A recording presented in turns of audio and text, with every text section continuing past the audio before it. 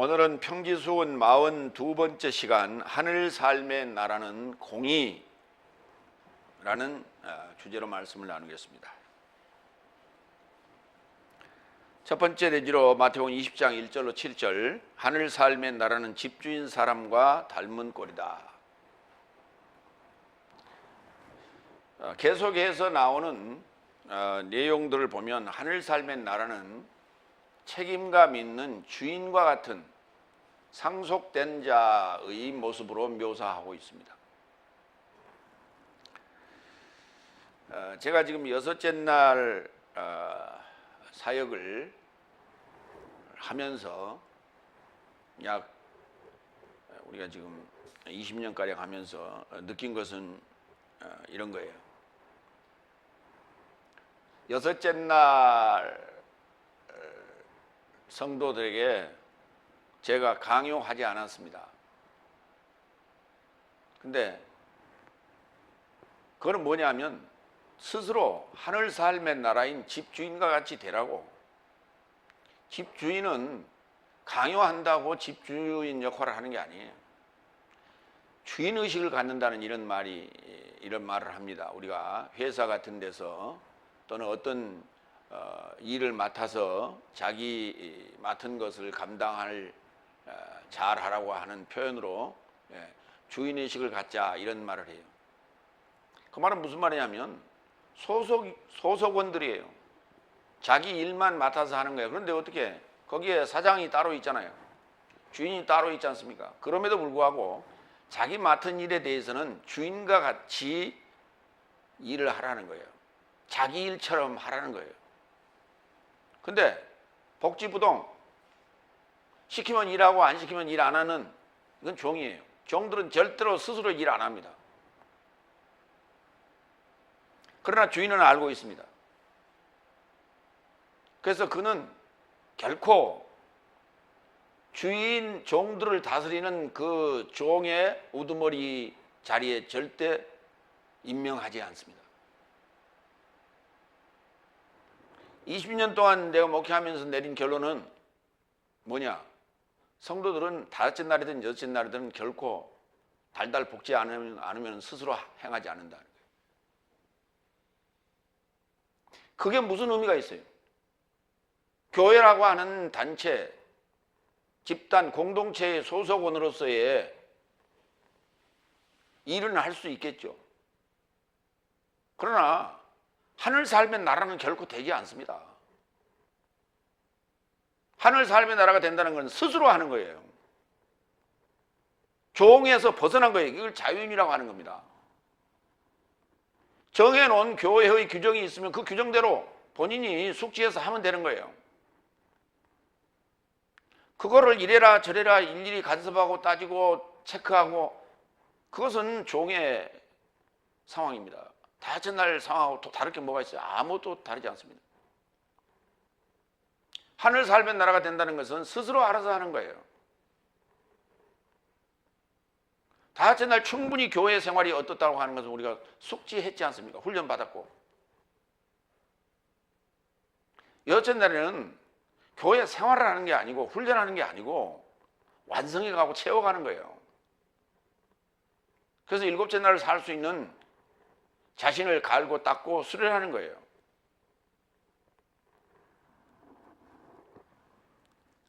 첫 번째 1절 2절 하늘 삶의 나라는 집주인 사람과 닮은 꼴이다. 왜냐하면 그의 포도원에 이르고자 일꾼 삶을 고용하려고 새벽녘에 그가 나갔으니 그래서 하루를 데나리온의 일꾼 삶과 함께 합의하여 저 삶을 그의 포도원에 파견했다. 여기 그냥 데나리온에 그랬는데 한 데나리온이라는 표현이에요. 그 하나라는 표현이나 둘이라는 표현을 쓰지 않았어요. 그냥 데나리온. 그러면 여러분이 알아서 한 데나리온으로 이해하시기 바랍니다. 데나리온의 하루를 그러니까 하루 일당을 데나리온의 일꾼과 합의하여 포도원에 들여보냈다, 파견했다. 여기 새벽녘이라고 번역을 했는데요. 이 단어가 두 단어입니다. 새벽이란 단어는 프로이라는 단어이고 역이라고 하는 것은 하마라는 단어예요. 하마, 그때쯤. 새벽역.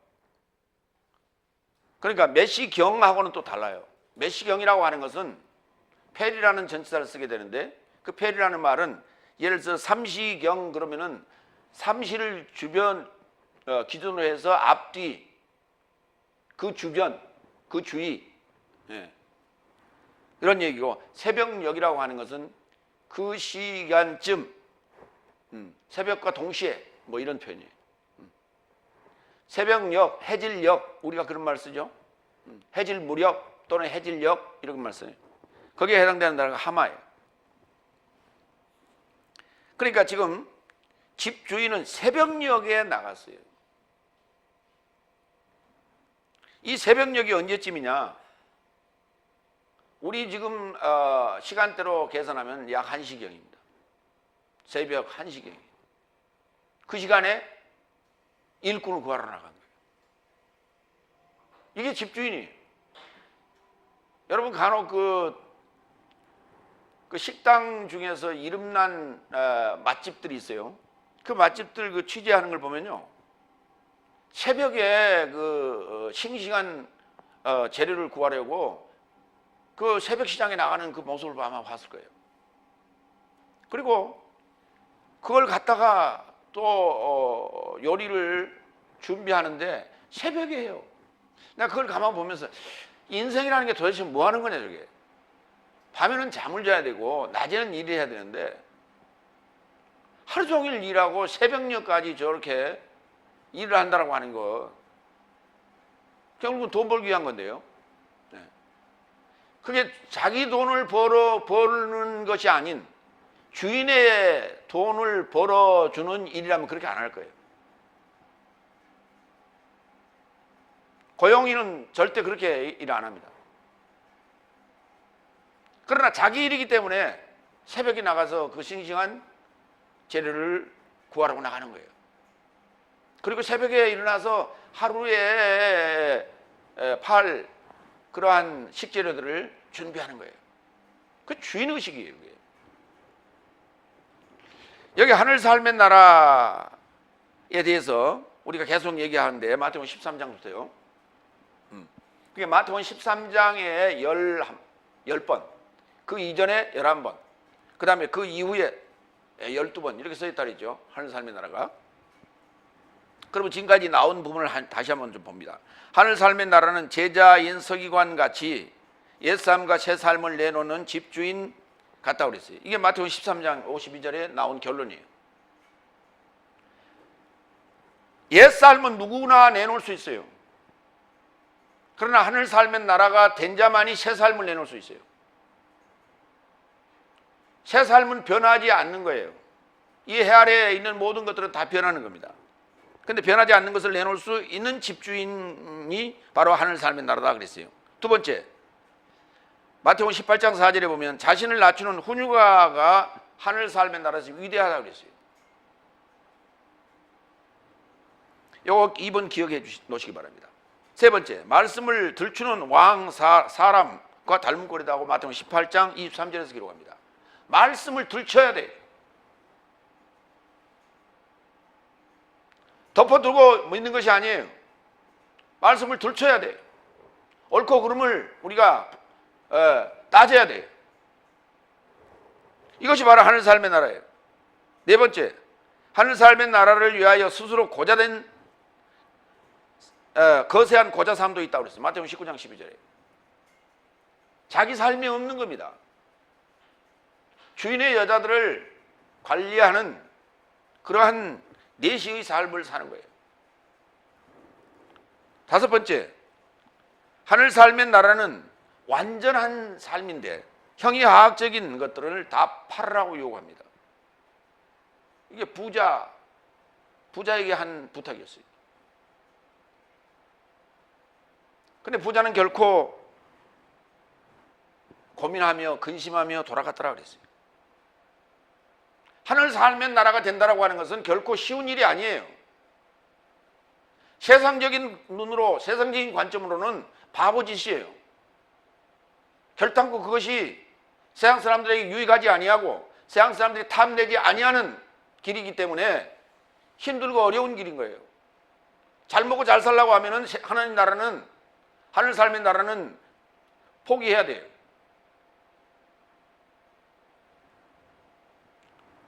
포도원에 대해서 오늘 봅니다. 오늘 여기 주제가 포도원이에요. 포도원과 일꾼이에요. 포도원을 헬라어로는 암펠론, 히브리어로는 케렘이라고 합니다. 다 같이 케렘. 케렘이나 암펠론이나 둘 다 남성 명사예요.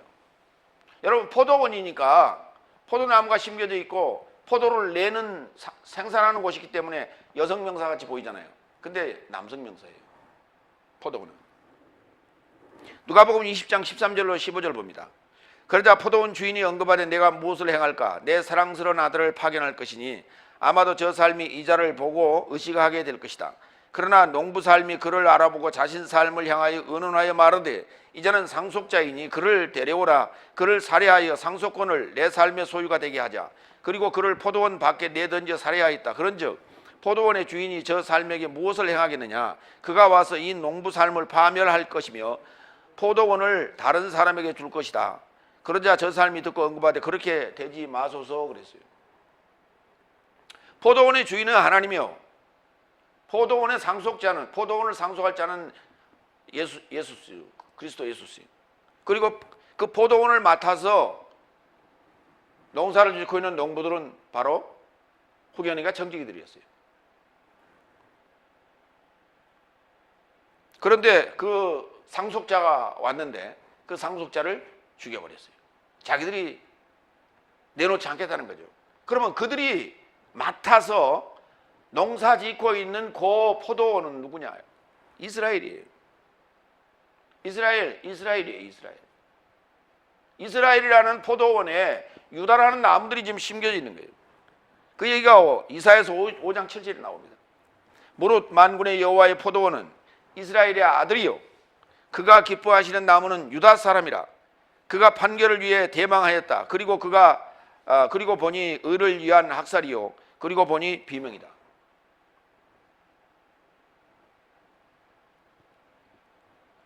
포도원은 이스라엘, 그리고 거기에 심겨진 나무들은 유다라고 그랬어요. 오늘 지금 주인이 일꾼들을 포도원 이스라엘에 보내는 거예요. 그러면 이 상황을 잘 생각해 보세요.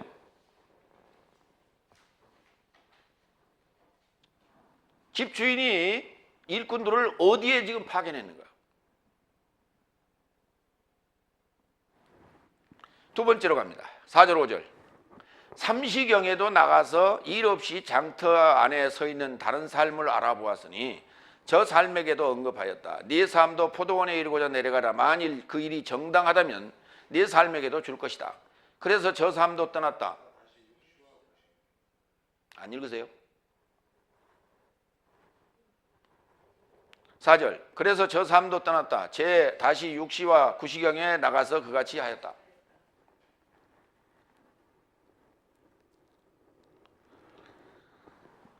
지금 새벽녘, 그 다음에 3시, 6시, 9시 그랬어요.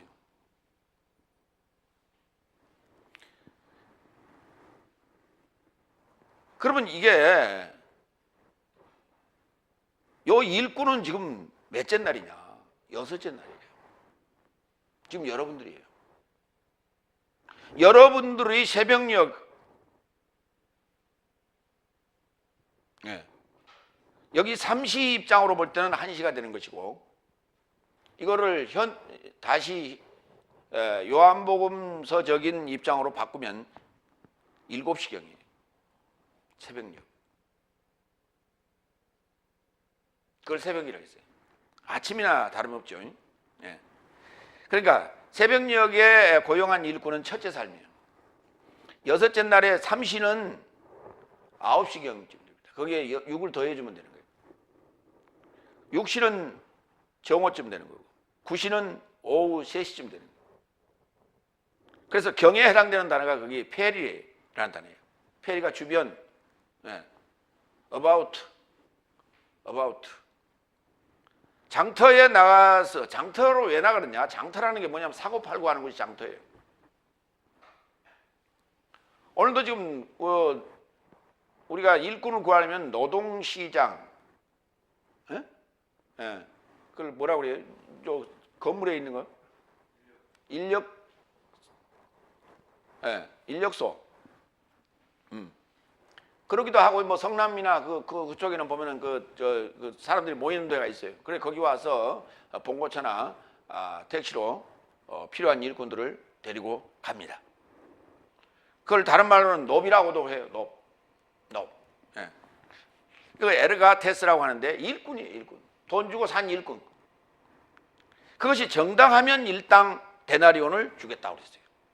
정당하면, 여기 정당하면이라는 단어가 굉장히 중요해. 디카이오스, 의로우면, 정당하다는 얘기가 의롭다는 얘기예요. 예. 이 단어를 의인으로 번역했어요. 그러니까 이 일이 포도원에 들어가서 하는 일 자체가 의로워야 돼요. 불의한 일을 하는 게 아니에요. 의로운 일이에요. 그 일 자체가. 그래서 그것이 정당하면, 의로우면, 예, 일당 데나리온을 주겠다 그랬어요. 이 정당하다는 단어가 로마서 1장 17절에 이렇게 읽겠어요. 왜냐하면 디카이오스, 의인은, 여기서 의인으로 변했어요. 의인은 믿음에서 나서 살 것이라고 기록된 바와 같이 그 복음 안에서 하나님의 의가 믿음에 이루고자 믿음에서 나서 계시된다. 의롭다는 것, 정당하다는 것은 뭐냐? 하나님의 의가 드러나는 건데 믿음에 이루고자 믿음에서 싹 나서 믿음에 들어가는 거예요.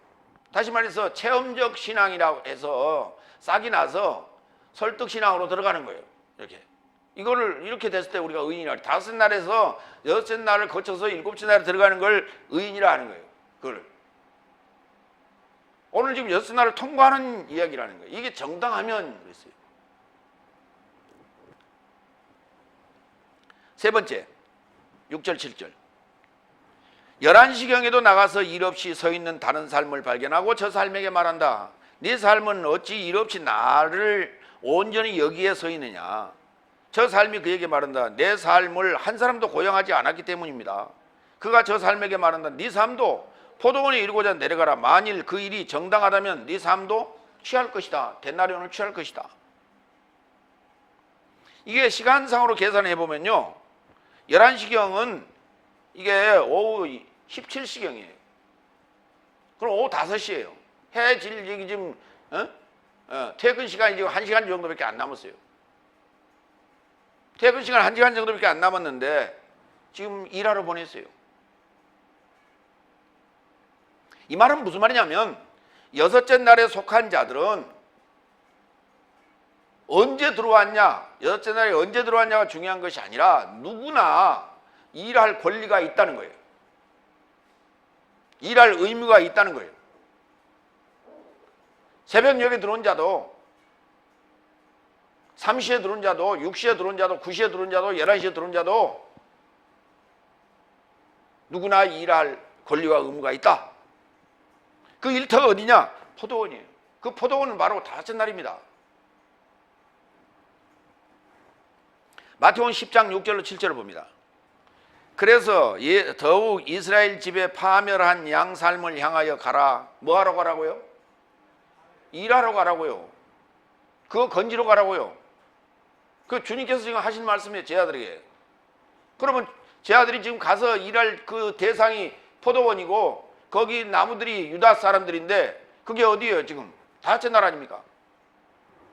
가면서 선포하여 하늘 삶의 나라가 가까웠다고 말하라. 그렇죠? 그들이 6째 날에 들어온다는 것 자체가 뭐예요?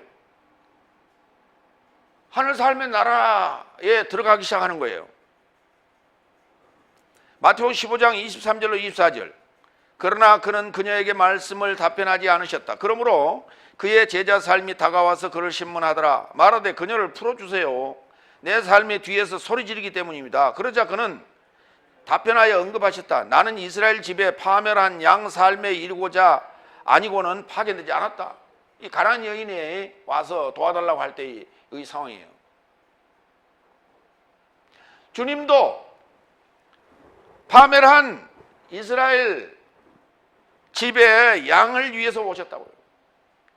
제자들에게 그들을 보내면서 파멸한 이스라엘 집에 양을 향하여 가라, 일하러 가라 라고 얘기했어요. 여러분의 일터는 다섯째 날이에요. 다섯째 날이 지금 뭐예요? 파멸 상황이 있어요. 그거 건져내야 돼요. 근데 척박하지 않아. 긴박함이 없어요. 그러면서 하는 얘기가, 저는 수없이 지금 다섯째 날에 가서 포도원에 가서 일하세요라고 얘기하는데, 여러분들은 이제 뭐라고 할 거예요? 주님이 오셔서 여러분 그 판결대 앞에 갔을 때, 심판대 앞에 갔을 때 뭐라고 할 거예요? 나는 써준 사람이 없었습니다. 그렇게 얘기할 거예요?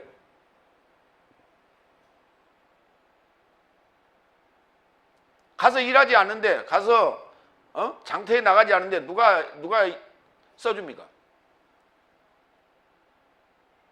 여러분 지금 여기가 장터요. 여기가.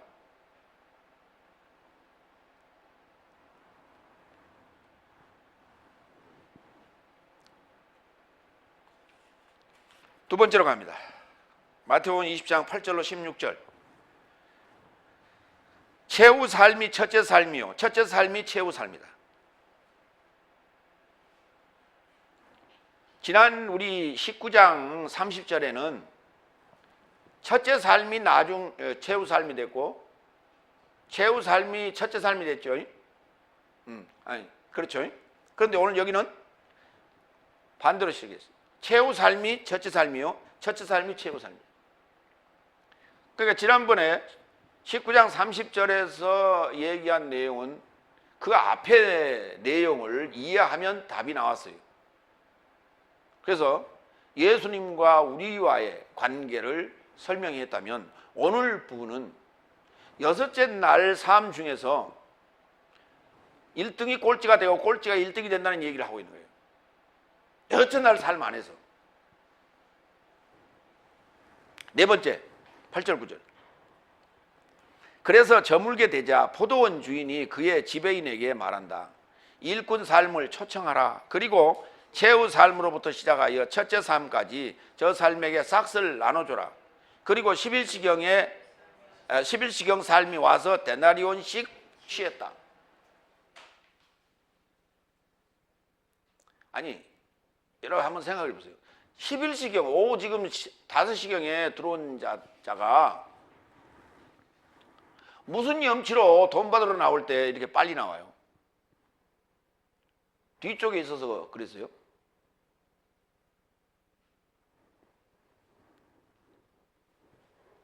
새벽녘에 언제나 저쪽에 가서부터 일하고, 오후 5시에 들어간 친구는 요 가까이서 일하다가 돈 받으러 나오니라 그러니까 여기 제일 가까운 데서 빨리 나온 거예요.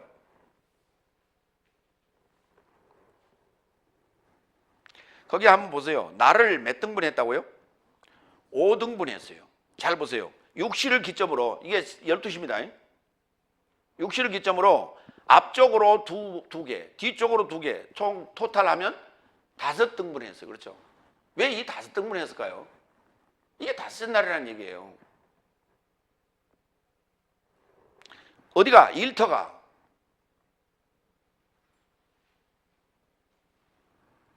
포도원은 남성 명사입니다. 그러니까 우리가 일반적으로는 포도원 그러면 이게 여성 명사 같이 느껴지는데 남성 명사이며 이스라엘의 아들 사역이라고 그래요. 그래서 다섯째 날에 들어가서 파멸한 자를 건져내는 사역을 통해서 의인의 정당한 자격을 얻게 되는 거예요. 여러분, 의로워지는 것이 그냥 요 설교 듣는다고 의로워지는 게 아니에요. 믿는다고 의로워지는 게 아니에요. 다섯째 날에 가서 정당한 자격을 얻어야 돼요. 그게 의로워지는 거예요. 그 사역을 안 하고 여러분이 의인 될 수가 없어요. 당연히 빚쟁이는 빚을 갚아야 되죠. 근데 그냥 믿고 열심히만 다닌다고 구원 얻겠다고? 그건 다섯째 날에서 하는 소리라니까. 다섯째 날 걸 완전히 배제하지 않으면 여러분이 하늘 삶의 나라가 될 수 없어요. 부단히 들어야 돼. 그게 배제되려면, 내 내리 속에서 그 사고가 빠져나가려면 몸부림을 쳐야 되는 거예요. 그게 그냥 되는 게 아니에요.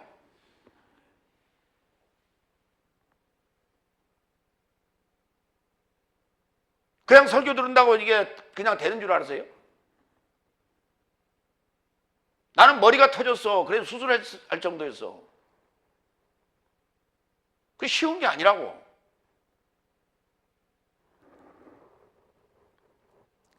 그래서 하나님의 형상과 하나님의 말씀이 기록된 그 데나리온을 취해야 돼요.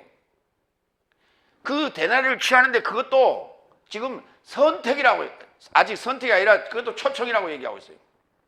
그것도 여섯째 날에 들어오는 것도 초청. 다 같이 초청. 여섯째 날에 여러분 들어온 게 뭐라고요? 초청. 아직 선택 받았어 안 받았어? 아직 안 받았어요. 여러분이 지금 데나리온을 받았어도 선택받은 게 아니에요. 일곱째 날에 들어가야 선택받은 거예요.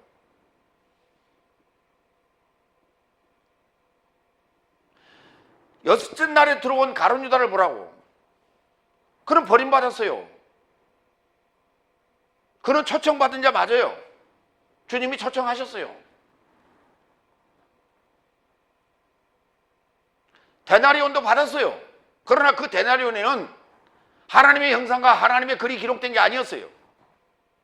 하나님의 말씀을, 주님의 말씀을 열심히 탐독하고 다섯째 날에 이 지식을 싹 소멸시켰어야 되는데 그렇지 않았어요. 주님의 말씀을 듣기는 들었어요. 그러나 뭘로 이해를 했느냐? 다섯째 날 누룩으로 들었어요. 누룩 있는 빵으로 들었어요. 대제사장과 서기관들의 그 교훈으로 그보다 좀 멋지다 라고 들었어요. 그래서 어떻게든지 그걸 써먹으려고 노력했던 자예요. 그게 가룟 유다예요. 지식적으로 머리에 집어넣고 써먹으려고 하는 그런 차원으로 하늘 삶의 나라가 이루어지는 게 아니에요. 그리고 하늘 삶의 나라로 선택되는 것도 아니에요. 절대로. 다섯째 날에 그 물을 완전히 빼내야 돼요. 그래야만이 일곱째 날로 선택이 되는 거예요. 그러니까 여섯째 날이 장터인 거예요. 결국은 여섯째 날이 여러분의 사역장인 거예요. 결국은 여기서 제대로 하나님의 은혜를 받지 않으면, 하나님의 눈에 들지 아니하면 구원은 말짱황이에요.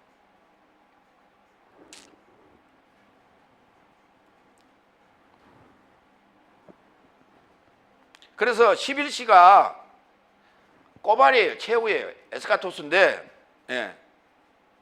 첫째로 취했어요.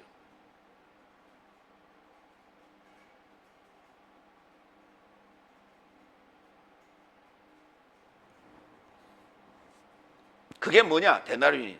다시 한번 확인합니다. 마태복음 22장 19절로 21절. 인세의 화폐를 내게 보이라. 그러자 저 삶이 데나리온을 그에게 드렸다. 그러니 예수스는 저 삶에게 말씀하시되 이 형상과 기록된 것이 누구의 것이냐? 저 삶이 그에게 말하되 가이사의 것입니다. 그때 예수스는 그에게 말씀하신다. 그런즉 가이사의 것을 가이사에게, 하나님의 것을 하나님에게 넘겨주라. 그러니까 여섯째 날 마지막에, 여섯째 날 막바지에 이거 확인한 거예요. 그래서 가룟 유다는 가이사의 형상과 가이사의 그 기록된 것이 확인되었기 때문에 하나님께 드리지 못하고 누락된 거예요. 파멸된 거예요. 이게 지금 요 인세를 가이사에게 내야 합당합니까? 안 합니까? 라고 하는 물음에 대한 내용입니다. 요 내용이. 그렇지만은 여섯째 날에 들어온 자들에 해당된 얘기예요. 그리고 여기에서 가이사의 것은 바로 가룟 유다였어요. 그 얘기를 지금 하고 있는 거예요. 여기서 여러분 자신이 데나리온인데 그 데나리온에 하나님의 형상이 기록되어 있느냐, 아니면 가이사의 형상이 새겨져 있느냐. 하나님의 형상이 새겨져 있으면 의롭다고 하고 가이사의 형상이 새겨져 있으면 그거는 의롭지 않다 이 말이에요. 그렇죠?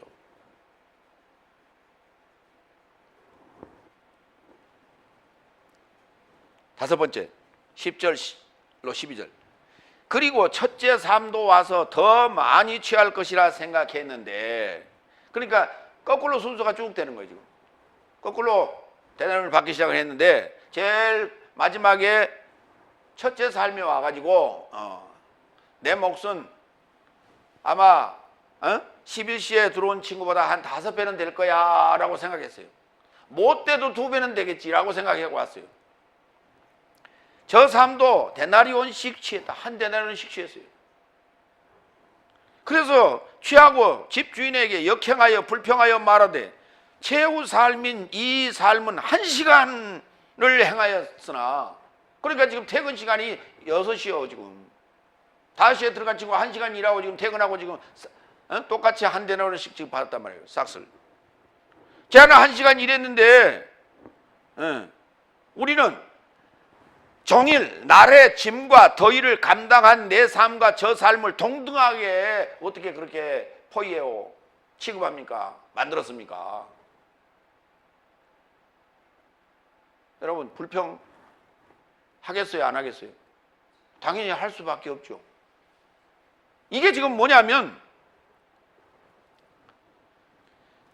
그러니까 이 데나리온이 뭔지를 모르면은 이 설교할 수 있어 없어? 이게 설득해낼 수 있어 없어? 설득이 안 돼. 설교는 할 수 있어. 그러나 설득을 할 수가 없어. 데나리온이 뭔지를 모르면.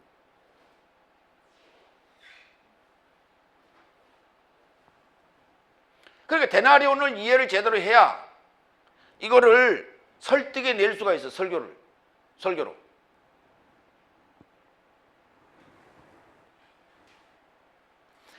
그러니까 이걸 설득해내지 못하면 설교자도 마찬가지고 받는 자도 마찬가지고 이해가 안 돼. 그러니까 당연히 여전히 머릿속에는 뭐가 남아있어요? 아, 하나님은 불공정하신 하나님이라고 남아있어요. 마찬가지 그렇지 아니에요. 어떻게 새벽녘에 들어온 친구나 3시에 들어온 친구나 6시나 9시나 11시나 동등하게 한 데나리온씩 받습니까? 그게 돈이라면 말이에요. 그러니까 그걸 보고 하나님이 지금 여기 주인이 우겼죠. 내가 내 마음대로 못해야 이렇게 얘기했잖아요. 그러니까 하나님은 그게 하나님이라면 이건 불공정한 하나님이다 라고 머릿속에서 지금 맴돌게 오늘 설교를 마치고 나가면서 뱅뱅뱅 그게 돌고 계속 남아있을 거라고. 그러니까 여러분 몇 시에 가서 일하러 가면 좋겠어? 11시쯤 가면 1시간 일하고 똑같이 받으니까 그랬으면 좋겠죠? 그렇게 하세요.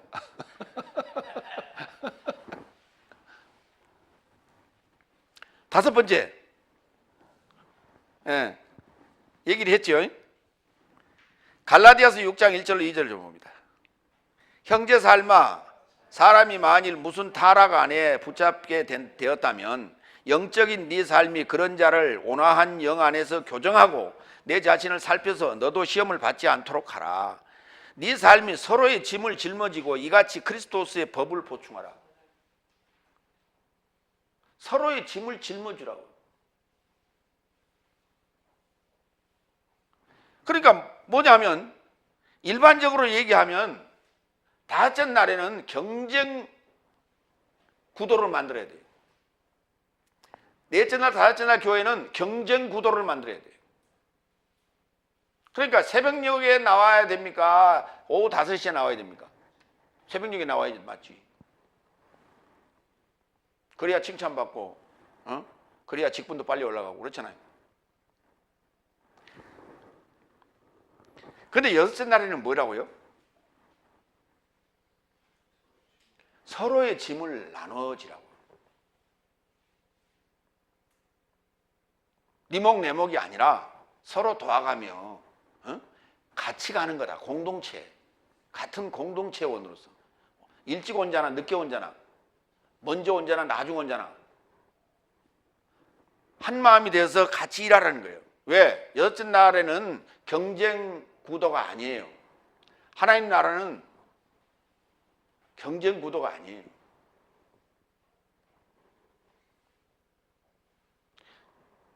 상대적 평가가 아니에요. 절대 평가지. 무슨 말인지 이해가 되세요? 하나님 나라는 뭐라고요? 절대 평가라고. 상대 평가가 아니에요. 다섯째 날까지는 경쟁 구도라는 게 상대평가란 말이에요. 1등은 몇 명?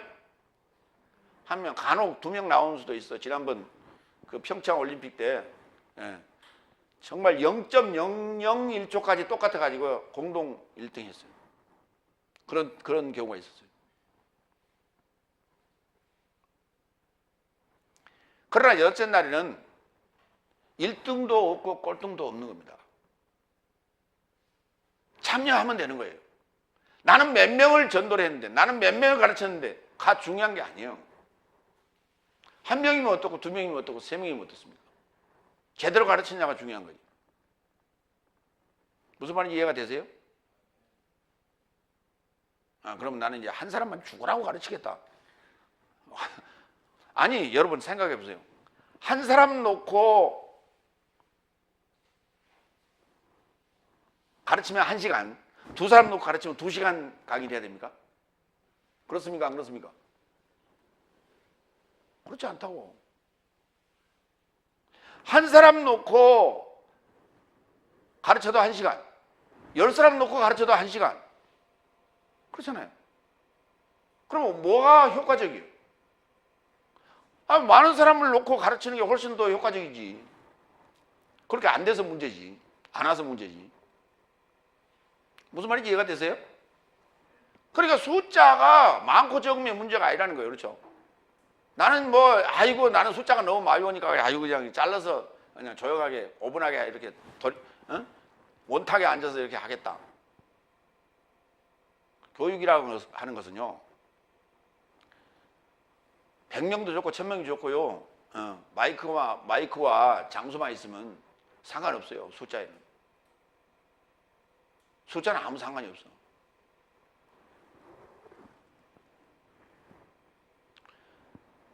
근데 나는 100명 가르치려고 했는데 10명밖에 안 하는데 어떻게 해요? 그래, 했냐가 중요해. 했냐가 중요해. 가르쳤냐가 중요해. 잘 가르쳤냐가 중요한 것이지 몇 명이 중요한 건 아니다. 이해가 되세요?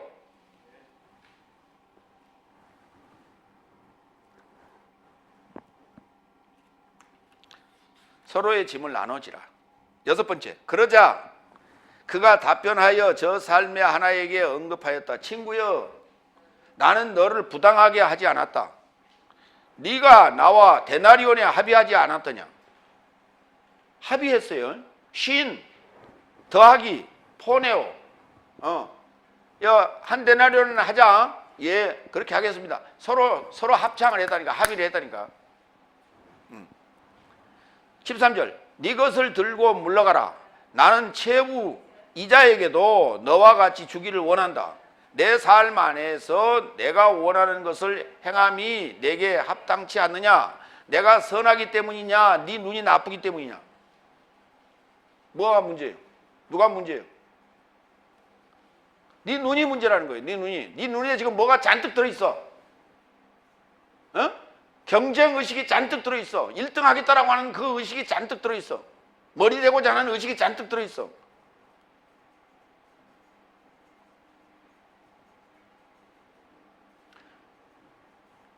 한 데나리온 받았다라고 하는 건 뭐냐? 구원이에요. 이 구원의 문제를 이렇게 표현했지. 이게 돈이 아니라니까. 데나리온 하니까 맨날 돈으로 보인다. 네 눈에는 이게 돈으로 보이지, 데나리온이. 이 말이에요. 무슨 말인지 이해가 되세요?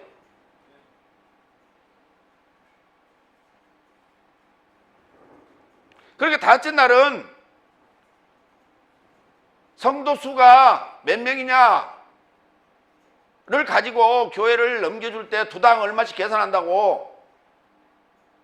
네 눈에는 지금 그렇게밖에 안 보인다 이 말이에요. 지금 그게 숫자가 뭐가 중요하고, 이 일을 제대로 했느냐 안 했느냐, 정성껏 했느냐, 주인의 뜻대로 했느냐 안 했느냐, 그게 중요한 것이지.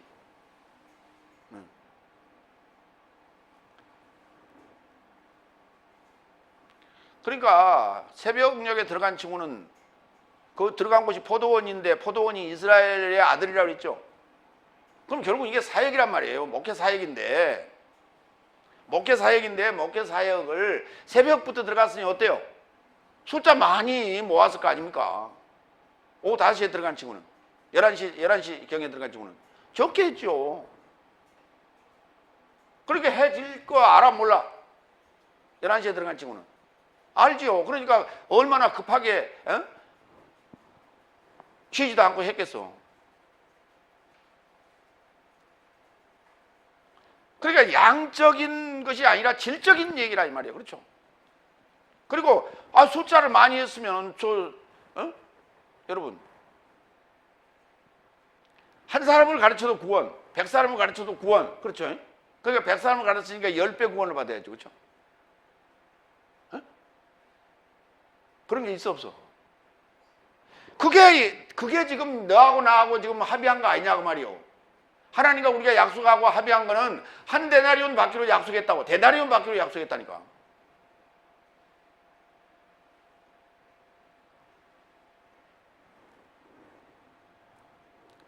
로마서 10장 1절로 4절 보겠습니다.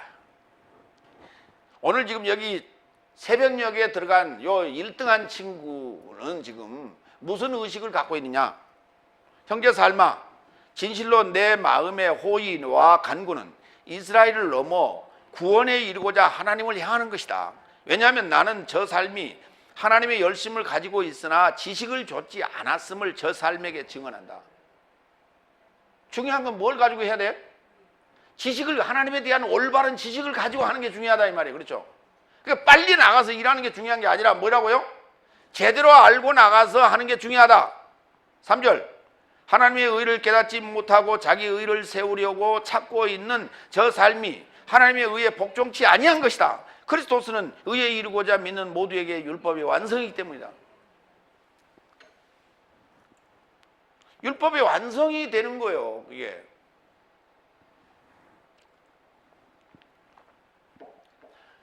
율법은 지식이죠. 그 율법이 완성되는 것은 그리스도스를 이해해야 돼요. 기름 부음이 있어야 돼요. 그렇죠? 이게 하나님을 아는 지식이란 말이에요. 이게 하나님을 아는 지식, 이게 없이 나와서 아무리 열심으로 해봐야 그게 자기 의를 내세울 수밖에 없다는 거예요.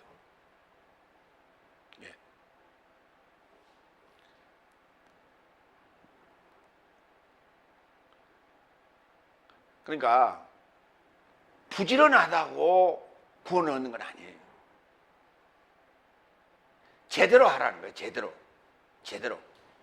아무리 급해도 우리가 실을 바늘의 허리에 매서 쓸 수는 없잖아요. 바늘의 허리에 매서 쓰는 사람하고 바늘 귀에다가 끼워서 쓰는 사람하고 순서상으로 보면 누가 더 빨라? 바늘의 허리에 매어서 하는 사가 훨씬 빠르겠지, 순서상으로는. 그러나 옷이 꼬매지냐고? 제대로 안 꼬매진다 이 말이에요. 그렇잖아요? 그러니까 시간이 좀 걸리더라도 천천히 하더라도 제대로 하라는 얘기예요. 그러니까 굿이나 11시에 나온 일하러 들어간 친구들은 그동안에 뭐 하느라고 그렇게 늦었어? 게으름 피다 그랬어요? 아까 뭐라 그랬어요? 그들이 대답하기를 11시에 포도원에 들어간 친구 주인이 와서 너 뭐하고 하루 종일 그러고 있냐? 그러니까 뭐라고 그랬어요? 써주는 사람이 없었습니다 그랬잖아요. 그러니까 그동안에 자기는 뭐 했다는 얘기예요? 준비했다는 얘기 아닙니까? 고린도전서 15장 5절로 9절. 게바에게 보이셨고 그 후에 12삶에게 그 다음에 500이 넘는 형제 삶에게 단번에 보이셨으니 그 삶에게 대부분의 삶이 이제까지 머물러 있으나 어떤 이는 잠들었다.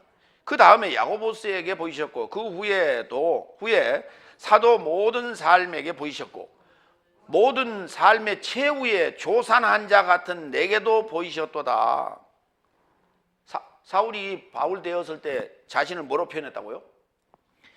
꼴찌, 조산한 자, 팔뚝상이, 팔싹둥이. 조산한 자, 팔싹둥이. 그러니까 요 미저리 같은 자에게도 보여주셨다 이 말이에요. 그렇죠?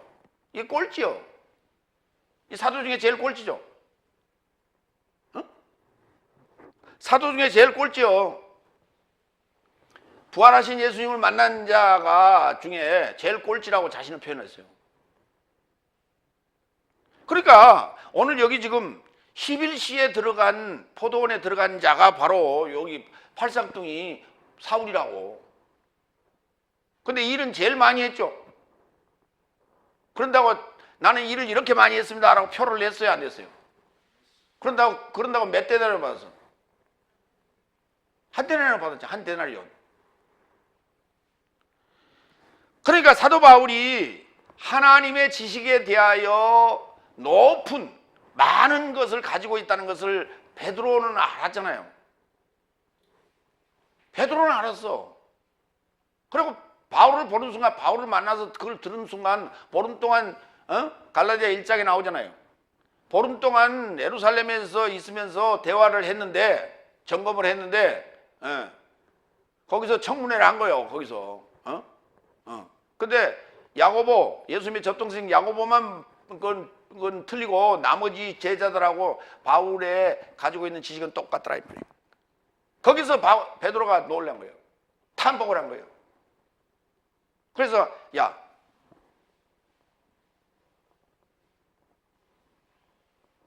마가야, 내가 너를 사랑하지만 나는 너에게 요것밖에 줄 게 없어. 그러니까 나한테 배우지 말고 바울 따라봐. 그 바울한테 가면 배울 게 많은 거예요. 그래서 바울한테 따라보는 거예요. 그 마가를 뭐라 했어요? 지금 복음의 아들로 그렇게 표현했잖아요. 그리고 그래서 그가 마가복음을 쓰게 되는 거예요. 그 마가복음을 쓴 그 마가복음이 제일 짧아요. 그렇잖아요. 제일 투박해요. 그렇죠. 그래서 원복음이 됐다고요? 말도 안 되는 소리를 하고 앉았어요. 이게 현재까지 내려오고 있는 사복음서를 보는 신학이에요. 그 신학자들이란 친구들이 그걸 정의하고 그렇게 정의를 하고 앉았어요. 성경을 발로 읽어도 그렇게 그런 소리를 안 하겠어. 마가가 지금 그 사복음서를 쓴 중에 제일 못난 친구예요. 제일 공부도 적게 했고, 제일 게으름 피웠고, 제일 성질도 더럽고. 그래서 바울이 로마에서 옥에서 순교하기 직전에 그 디모데한테 데려오라고 그러잖아요. 디모데 후서에 보면. 왜? 마가복음을 쓰게 하기 위한 베드로의 마지막 부탁을 완성시켜 주기 위하여 자기의 모든 그 가지고 있는 복음을 지식을 다 쏟아주는 거예요. 그 자리에서. 그래서 그나마 그걸 가지고 쓴 게 마가복음이에요. 그런데 그게 뭐 원복음이라고? 그걸 신학이라고 연구하고 그걸 밥 먹고 돈 받고 학자가 할 소리예요, 그게.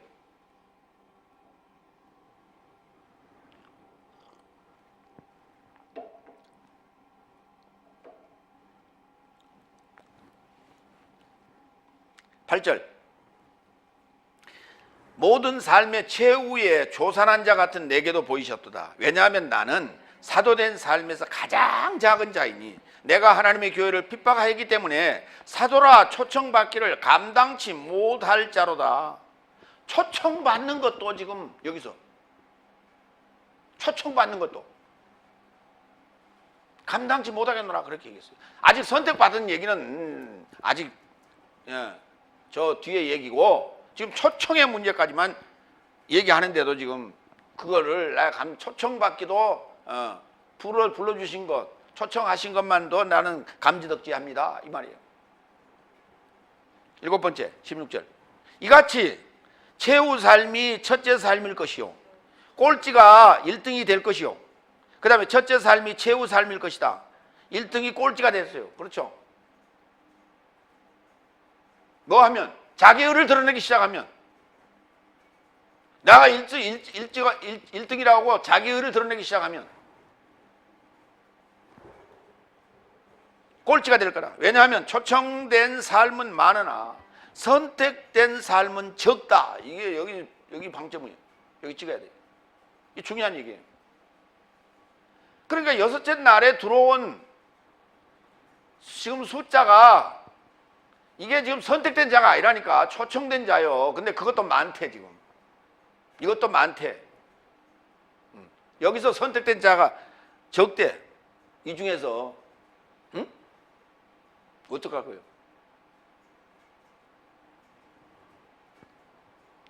여섯 날에 들어오라고 그렇게 사정을 하고 그렇게 무료로 강의해 준다고 해도 안 들어오잖아. 근데 뭐라 그러냐면 초청된 삶은 많으나 그랬어. 선택된 삶은 적다고. 그 중에서 또 골라내겠다는 거예요. 이것이 바로 하나님의 타작마당이에요. 이것이 바로 장터예요. 여기가 마태복음 20장 8절. 오늘 이거 본문입니다. 20장 8절. 그래서 저물게 되자 포도원 주인이 그의 지배인에게 말한다. 일꾼 삶을 뭐 하라고요? 초청하라고. 그러니까 일꾼을 장터에서 새벽녘에 3시에 6시에 9시에 11시에 포도원에 내려보낸 것 자체가 초청이 아니라니까. 그 일했는데 그들에게 데나리온을 주기 위하여 초청하라고 지금 얘기하는 거예요. 이게 이 중에서 선택될 거예요. 그걸 받고 그 데나리온을 받고 불평하느냐 자기 일을 내세우느냐 안 내느냐에 따라서 그때 평가를 받을 거예요. 그 평가를 받고 그게 선택될 거예요. 사울처럼 바울처럼. 그러니까 얼마나 어렵냐고 이게 과정이. 그런데 그걸 갖다가 식은 죽 먹듯이 그냥 예수 믿기만 하면 구원, 이신득이 이신칭이 그러고 끝? 뭐 하자는 거예요? 장사하자는 거지요. 사업하자는 거지. 교회 사업. 그래서 교회가 번창했던 거예요. 세계 도처에 유럽에 남아있는 유적이 다 교회예요. 웅장하고 거창하고 거대하고 화려한 게 다 교회의 모습이에요. 건물이요. 지금 남아있는 게.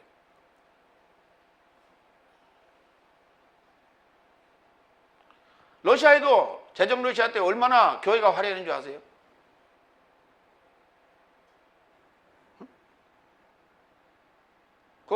저기 지중해 연안에, 지중해가 아니라 흑해 연안에 있는 그 도시, 하도 길어가지고 상테베르트? 그게 지금 과거에 러시아의 그 수도였어요. 그게. 지금 수도가 어디예요? 지금 러시아의 수도가 어디? 모스크바죠. 과거에 모스크바도 그 수도였는데 그 상테페테린가 베르텐가 거기 수도여서 그걸 새로 건설한 도시입니다. 계획된 도시예요. 거기에 보면 거창한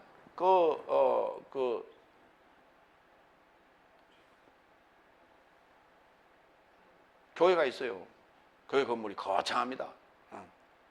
스페인, 프랑스, 이탈리아 말할 것도 없고 유럽에 남아있는 교회들이 다 터키, 여기 어디에 터키 말할 것도 없고 그 동유럽의 헝가리라든지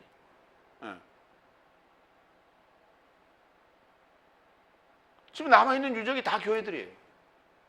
그러니까 당시에 교회가 얼마나 번창했고 얼마나 물질적으로 풍부했냐라고 하는 거예요. 우리나라는 지금 말할 것도 없잖아요.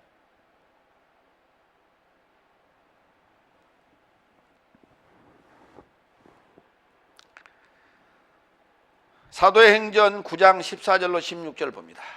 여기서도 그가 주의 이름을 접하여 초청하는 모든 삶을 결박할 대제사장 사함측의 권세를 가졌습니다. 이 얘기가 무슨 말이냐면 지금 사울이 지금 눈이 멀었잖아요. 그래서 이제 주님이 나타나서 아나니아에게 가서 얘한테 가서 사울한테 가서 안수해라 그랬더니 지금 그 아나니아가 하는 얘기예요. 제가 대제사장 측 권세를 가졌는데 이게 내가 그거 가서 안수하다가 또 나 잡혀가면 어떡해요? 이제 이런 얘기예요. 15절. 그러자 주께서 그를 향하여 아나니아를 향하여 언급하였다. 가거라. 이 자는 열국 삶과 이스라엘 아들 삶의 임금 삶 앞에서 내 이름을 짊어질 나에게 선택된 그릇이다. 그랬어요. 본인은 초청받은 자라고 얘기를 했고 주님은 아나니아를 시켜서 사울을 지칭하기를 선택된 그릇이라고 그랬어요. 16절. 왜냐하면 그가 자신을 내 이름에서 초월하는 고난받음이 마땅하다는 것을 내가 그에게 보여줄 것이다.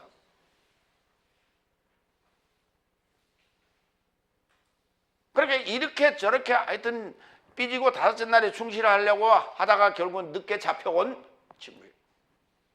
그래서 죄업이 많아.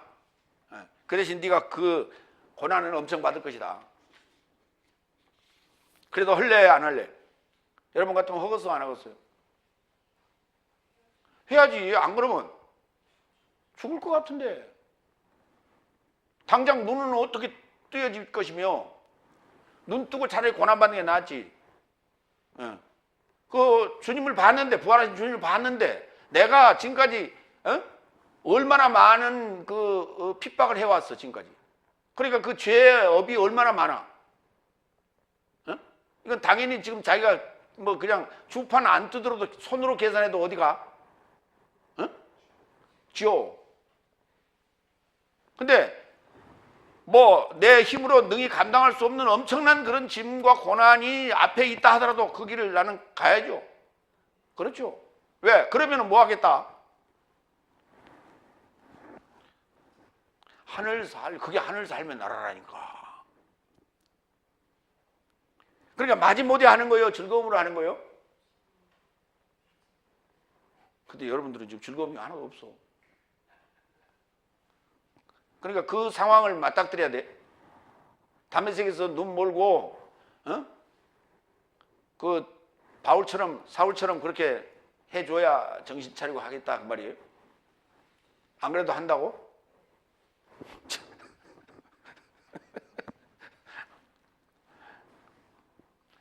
예수님은요, 이제 얘기하잖아요.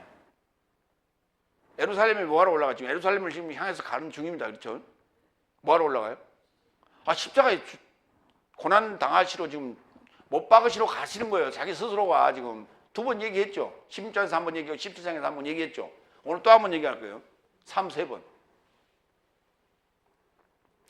자기의 죽음을 알고 그 길을 찾아가고 있다니까 지금.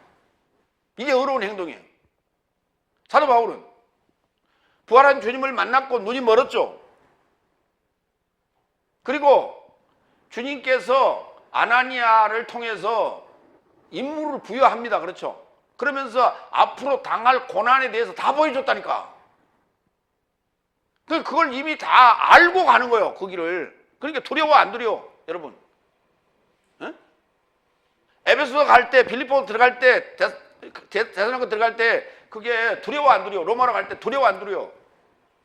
그게 지금 두렵단 말이에요. 왜? 다 봤으니까. 미리 보고 간 거라니까. 내가 예측을 하는 것이 아니라 다 봤다니까. 자기가 당할 고난을.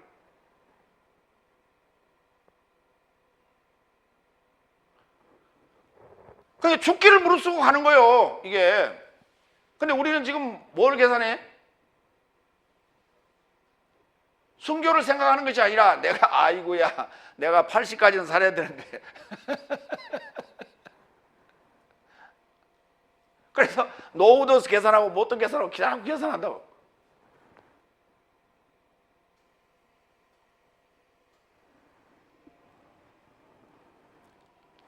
세 번째, 마태복음 20장 17절로 19절 정죄, 사망, 부활.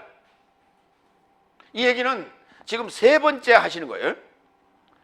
여덟 번째 17절로 18절 그리고 예수께서 히에로솔리마 삶에 이르고자 올라가시며 자신을 쫓아 12 제자 삶을 붙드시고 길 안에서 저 삶에게 언급하셨다. 보아라, 내 삶은 히에로솔리마 삶에 이르고자 올라간다. 그리고 인자는 대제사장 삶과 서기관 삶에게 넘겨질 것이고 그리고 저 삶이 저를 사망으로 정죄할 것이다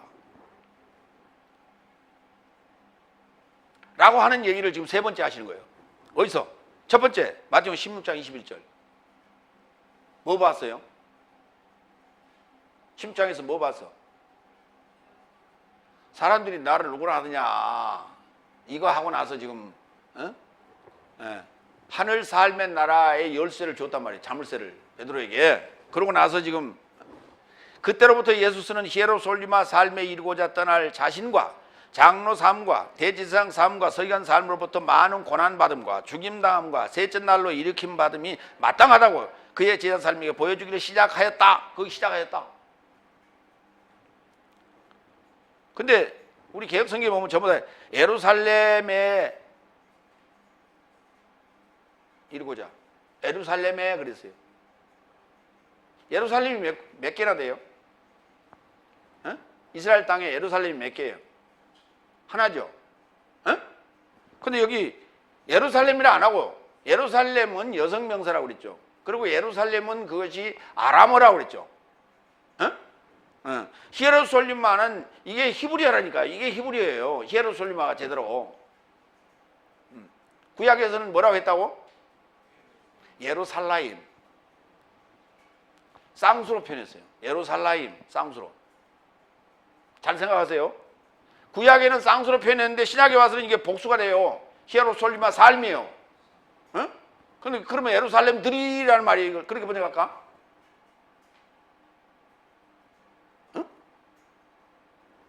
아니 그러니까 이게 복수는 들로 한다며 여태까지 그래왔죠? 그러니까 이게 예루살렘들에 이루고자 그래? 올라가셨어요? 예수스는 예루살렘들에 이루고자 떠날 자신과 이렇게 번역해야 돼? 말이 되는 소리요. 말이 돼야 안 돼. 왜 뭐 어떻게 복수해 이게? 예루살렘이 히에로솔리마라고 하는 중성이라니까. 중성복수라니까. 그 중성복수든 간에 뭐든 간에 이게 복수라는 것이 지금 이해가 되냐 그 말이에요. 일반적인 복수 얘기로서는 이걸 번역하기가 어렵다라고 하는 것을 제가 지금 얘기하자는 거예요. 그렇게 당연히 히에로솔리마 삶에 이루고자 그래야 돼. 히에로솔리마라는 게 무슨 뜻이라 했어? 평화의 외침, 평화의 가르침은 삶. 내가 지금 뭐 하려고 올라가 예루살렘에? 평화의 가르침, 평화의 외침. 다시 말해서 전쟁을 끝내러 가는 거다. 전쟁 끝내러 가는 거다. 하늘의 전쟁은 끝났고 땅의 전쟁이 지금 끝내려고 하는 거다. 그래서 사탄을 잡아서 무적행에 집어넣으려고 하는 거다. 지금 그래서 올라가는 거다. 이 말이에요. 지금 이게 지명을 얘기하는 지명의 저 예루살렘이 아니고 히에로솔리마 삶이란 말이에요. 이게 성경을 이렇게 안 보니까 이게 다섯째 날은 죽고다 깨어도 이렇게 안 본다니까. 볼 수가 없어. 그 여수나 여러분들이 성경을 그냥 대충대충 이렇게 해갖고 머리에다 집어넣고 가서 얘기하면 안 된다니까. 제대로 이해하고 가서 적었고 가 적었고. 그 다음에 두 번째 마태복음 17장 21절 23절 이거는 벼랑산 사건 후의 얘기예요. 그리고 저 삶이 갈릴라야 안에 되돌아오게 되자 예수께서 저 삶에게 언급하셨다. 인자는 사람 삶의 손에 이루고자 넘겨지길 기대한다. 그리고 저 삶이 그를 살해할 것이며 그리고 셋째 날로 일으킴을 받을 것이고 그리고 저 삶이 매우 근심되었다. 당연히 아니 우리의 교주가 죽겠다는데 근심 안 할 사람이 누가 있어? 응? 에? 가룟 유다는 근심했을까 안 했을까? 에? 대답해봐요. 가룟 유다가 얼마만큼 근심을 했을까? 에? 제일 많이 했어요. 가룟 유다가 근심을. 왜? 저 양반 가시면은 이 주머니는 누가 채워주지? 안 그래요? 제일 걱정이 가룟 유다였어요. 사실은. 다른 사람은 걱정거리가 하나였어요. 그런데 가룟 유다는 걱정거리가 두 개였다니까. 돈주머니 때문에. 그 다음에 오늘 이제 세 번째 17절 18절 말씀하셨단 말이에요. 그런데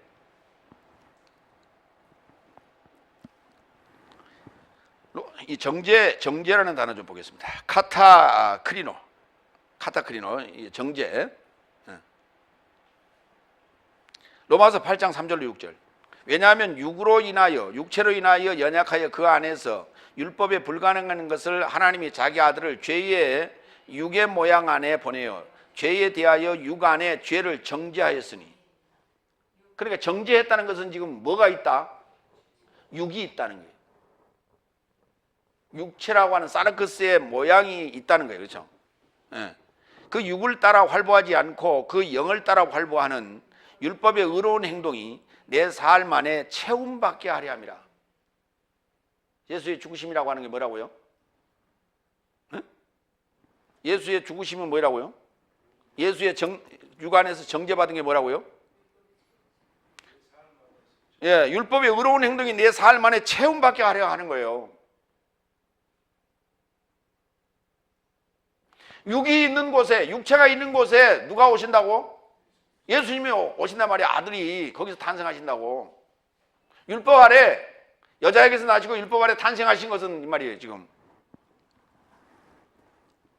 바로 율법의 의로운 행동이 내 삶 안에 체험받게 하려 함이라. 근데 2000년 전에 있었던 일을 나는 믿으라고 그냥, 그러면 구원받는다고? 사도 바울은 주석에서 그렇게 안 써놨다니까.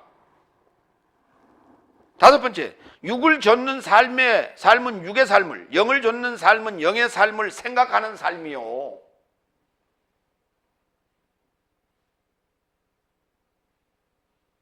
내 안에서 직접 이 십자가 죽음이라고 하는 요 죄에 대한 것이 확증되고 부활이 확증되지 않으면은 형편 따라 상황 따라 움직일 수밖에 없다고. 그러니 육을 생각하게 돼 안 하게 돼? 배고프면 여러분 뭐 생각해? 먹을 거 생각하죠? 그러면 손이 어디로 가? 그러면 손이 어디로 가? 어디로 가? 지갑으로 가보지. 있나 없나? 에? 근데 요즘은 걱정해 안 해? 카드 있으면 걱정 안 하죠. 오면 카드 안 가져왔네요. 그거 걱정하겠지. 그렇죠? 육의 생각은 사망이요. 영의 생각은 생명과 평화라고요. 이 생명과 평화를 위해서 육의 생각을 이걸 버리기 위하여 지금 히에로솔림의 삶을 향하여 가시는 거예요. 예. 전쟁을 끝내려고, 평화를 주시려고. 요게 정죄예요. 요게.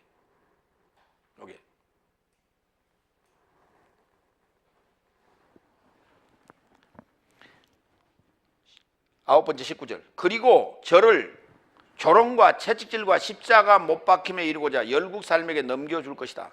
그리고 그는 셋째 날로 일으켜질 것이다. 여기 열국 삶은 누구예요? 로마를 얘기하는 거죠. 이해됐어요? 예. 자, 여기 일으켜질 것이다 라고 하는 단어가 비교를 해놨는데, 알랜드 역본에는 일으켜질 것이다 라고 하는 에게이로라는 단어를 썼어요. 그리고 그러니까 미래 수동태로 썼어요. 그 다음에 스테판 역은 일어설 것이다 라고 하는 아니스템이라는 단어를 썼는데 능동태로 표현했어요. 그러면 지금 앞에서 16장에서 17장에서 그리고 오늘 20장에서 언급한 요 세 가지 정황을 보면 알란드 역본이 맞습니다. 수동태로 써야 맞습니다. 16장 21절 셋째 날로 일으킴 받음이 마땅하다. 수동태죠. 17장 23절 셋째 날로 일으킴을 받을 것이다. 수동태 맞죠? 오늘 본문 여기 그는 셋째 날로 일으켜질 것이다. 수동태 맞죠?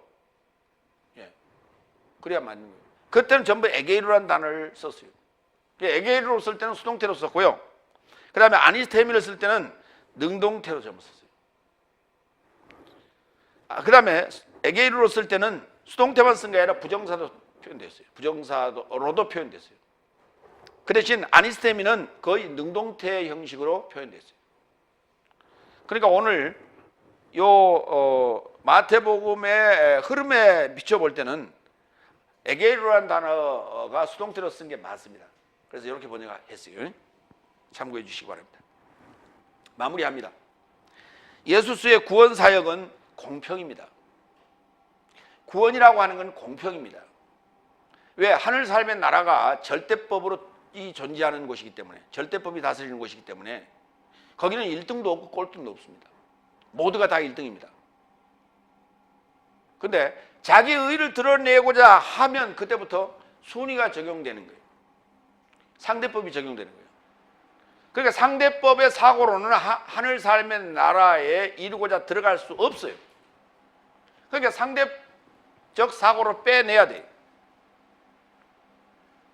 그리고 자진해서 스스로 일을 해야 돼요. 목회자가 이래라 저래라 하는 것은 그때부터 그건 아직도 지금 여섯 날이 아니에요. 다섯째 날이에요. 종이요, 종. 여러분, 군대나 감옥에 저녁 점호라는 게 있지. 저녁에 점호. 아침 점호, 저녁 점호. 점호를 왜 취해요? 점호를 취하는 이유가 뭐예요? 에? 첫 번째, 도망간 놈이 있나 없나 확인하는 거예요. 인원수 확인하는 거예요. 그렇죠.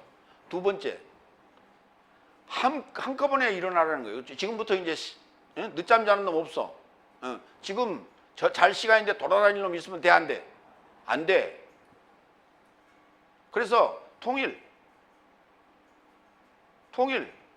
공평해야 돼. 그래서 아침 점호, 취침 점호를 취하는 거예요. 그 아침 점호나 취침 점호를 안 취하면 어떻게 돼? 에? 지금 우리 군대도 아니고 감옥도 아닌 우리 자유로운 세상에서는 아침 점호, 저녁 점호 취해 안 취해? 안 취하죠. 그러니까 뭐가 없어? 에? 때를 몰라.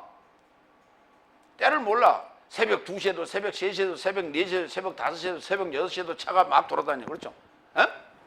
통금이 없으니까. 그렇잖아요. 옛날 통금 있을 때는. 그러니까 독재 정권에서는 통금 시간이 있는 거예요. 근데 자유로운 이 나라에서는 통금 시간이 없잖아요. 그렇죠? 통금 시간 없으니까 좋죠.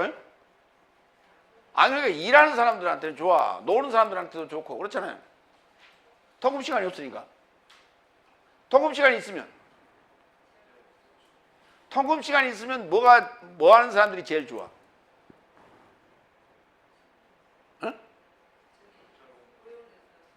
택시 운전하시는 분들.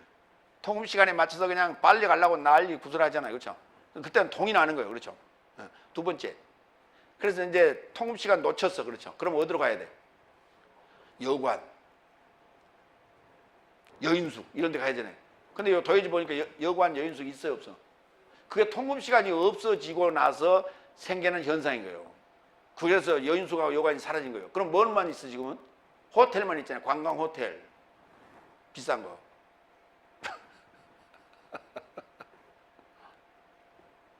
이게 통제예요. 근데 이제 자유가 왔어요. 통금 시간 없죠. 그러니 밤중에 그저 택시 언제든지 불러서 갈 수 있고 자가용 가진 사람은 언제든지 왕래할 수 있잖아요. 뭐하러 여인숙이나 여관에 가서 합니까?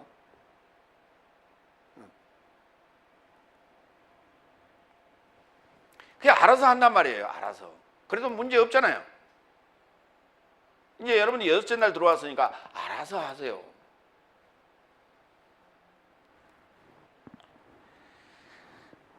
예수스의 구원의 사역은 공평입니다. 하늘 삶의 나라는 공평과 의롭다는 거예요. 공평하고 의롭다는 거예요. 십자가 사건은 오로지 아버지의 뜻을 채우는 것이며 본인의 의지와 상관없는 순종의 본을 보이신 훈육아의 전형이다. 이게 수동태예요. 일으킴을 받을 것이다. 고난을 받고 일으킴을 받을 것이다. 이게 자기 스스로 하신 게 아니에요. 모든 게 다 아버지의 뜻이에요. 이게. 그러니까 훈육하라고 하는 것은 가르침 받은 그대로 하는 거예요. 자유롭게 알아서 하세요. 그러니까 그게 자기 생각대로 하라는 얘기가 아니라 이미 가르침 받은 그 규정 안에서, 그 규범 안에서 자유롭게 하라는 얘기예요. 간섭하지 않아도. 이해가 되시죠? 예. 그러니까 주님은 친히 요 순종의 본을 보이신 훈육아의 전형이다. 마치겠습니다.